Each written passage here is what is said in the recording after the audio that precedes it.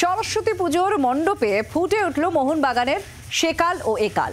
গোটা মণ্ডপকে ঘিরে পালতোলা নৌকা আর সবুজ মেরুনের ছোঁয়া। ফটো গ্যালারিতে দেখা পাওয়া গেল মোহনবাগানের অতীত আর বর্তমান ফুটবল নিয়ে নানা ছবি। মোহনবাগানের সেকাল আর একাল ইতিকথা তুলে ধরার মধ্যে দিয়ে সরস্বতী পুজোয় মাত্র বসিরহাটের আমরা কজন ক্লাবের সদস্যরা। শহর বসিরহাট মোহনবাগানের গড় হিসেবে পরিচিত, আর সেখানেই সরস্বতী পুজোয় মোহনবাগানের থিম তুলে ধরল পুজো উদ্যোক্তারা। শহর বসিরহাটের ধলতিথা বারুইপাড়ায় আমরা কজনের থিম এবার মোহনবাগানের সেকাল আর একাল, যেখানে মণ্ডপ চত্বরে সর্বত্রই পালতোলা নৌকো ও সবুজ মেরুনের ছোঁয়া। অন্যদিকে একাধিক ফটো গ্যালারি ও ইতিহাস তুলে ধরার মধ্যে দিয়ে মোহনবাগানের প্রাক্তন দিনগুলোকে মানুষের সামনে তুলে ধরেছেন তারা। শুধুমাত্র ইতিহাস নয়, বর্তমান সময়েও যেভাবে মোহনবাগান একের পর এক টুর্নামেন্টে জয়লাভ করেছে, সেই রকম টুর্নামেন্টের জয়ের উল্লাসের ছবি ধরা পড়ল এই পুজো প্রাঙ্গণে।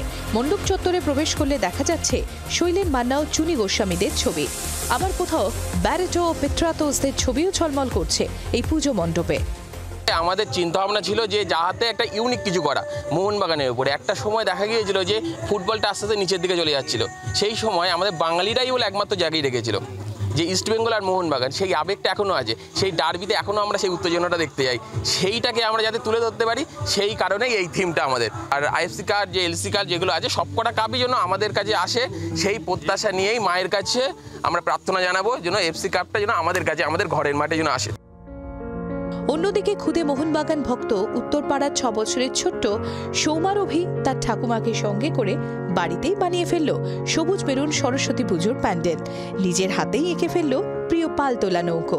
ব্যুরো রিপোর্ট, জি 24 ঘন্টা। বাংলার আওয়াজ, বাঙালির আবেগ, জি 24 ঘন্টা।